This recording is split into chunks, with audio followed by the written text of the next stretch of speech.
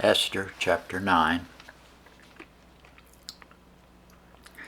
Now in the 12th month, that is the month of Adar, on the 13th day of the same, when the king's commandment and his decree drew near to be put in execution, in the day that the enemies of the Jews hoped to have power over them, though it was turned to the contrary, that the Jews had rule over them that hated them, the Jews gathered themselves together in the cities throughout all the provinces of the king Ahasuerus, to lay hand on such as sought their hurt. And no man could withstand them, for the fear of them fell upon all people. And all the rulers of the provinces, and the lieutenants, and the deputies, and the officers of the king helped the Jews, because the fear of Mordecai fell upon them. For Mordecai was great in the king's house, and his fame went out throughout all the provinces. For this man Mordecai waxed greater and greater. Thus the Jews smote all their enemies with the stroke of the sword, and slaughter and destruction, and did what they would unto those that hated them. And in Shushan the palace the Jews slew and destroyed 500 men, and Parshandatha, and Dalphon, and Aspatha, and Poratha, and Adilia, and Aridatha, and Parmasta, and Arisha, and Adai, and Vajasatha, the 10 sons of Haman, the son of Hammedatha, the enemy of the Jews, slew they. But on the spoil laid they not their hand.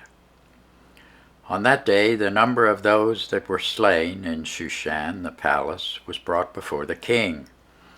And the king said unto Esther the queen, The Jews have slain and destroyed 500 men in Shushan the palace, and the 10 sons of Haman. What have they done in the rest of the king's provinces? Now what is thy petition, and it shall be granted thee?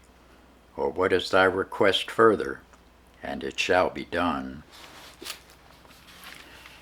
Then said Esther, If it please the king, let it be granted to the Jews which are in Shushan to do tomorrow, also according unto this day's decree, and let Haman's 10 sons be hanged upon the gallows. And the king commanded it so to be done, and the decree was given at Shushan, and they hanged Haman's 10 sons. For the Jews that were in Shushan gathered themselves together on the 14th day, also of the month Adar, and slew 300 men at Shushan. But on the prey they laid not their hand. But the other Jews that were in the king's provinces gathered themselves together, and stood for their lives, and had rest from their enemies, and slew of their foes 75,000. But they laid not their hands on the prey. On the 13th day of the month Adar, and on the 14th day of the same rested they, and made it a day of feasting and gladness. But the Jews that were at Shushan assembled together on the 13th day thereof, and on the 14th thereof, and on the 15th day of the same they rested, and made it a day of fasting and gladness. Therefore the Jews of the villages that dwelt in the unwalled towns made the 14th day of the month Adar a day of gladness and feasting, and a good day, and of sending portions one to another. And Mordecai wrote these things, and sent letters unto all the Jews that were in all the provinces of the king Ahasuerus, both nigh and far, to establish this among them, that they should keep the 14th day of the month Adar and the 15th day of the same yearly, as the days wherein the Jews rested from their enemies, the month which was turned unto them from sorrow to joy, and from mourning into a good day, that they should make them days of feasting and joy, and of sending portions one to another and gifts to the poor. And the Jews undertook to do as they had begun, and as Mordecai had written unto them, because Haman the son of Hammedatha, the Agagite, the enemy of all the Jews, had devised against the Jews to destroy them, and had cast Pur, that is, the lot, to consume them and to destroy them. But when Esther came before the king, he commanded by letters that his wicked device, which he devised against the Jews, should return upon his own head, and that he and his sons should be hanged on the gallows. Wherefore they called these days Purim, after the name of Pur.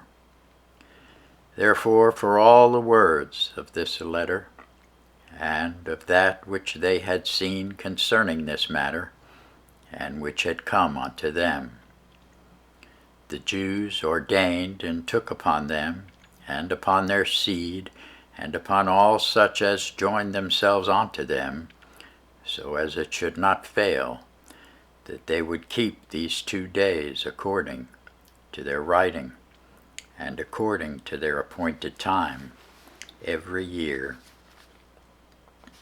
And that these days should be remembered, and kept throughout every generation, every family, every province, every city, and that these days of Purim should not fail from among the Jews, nor the memorial of them perish from their seed.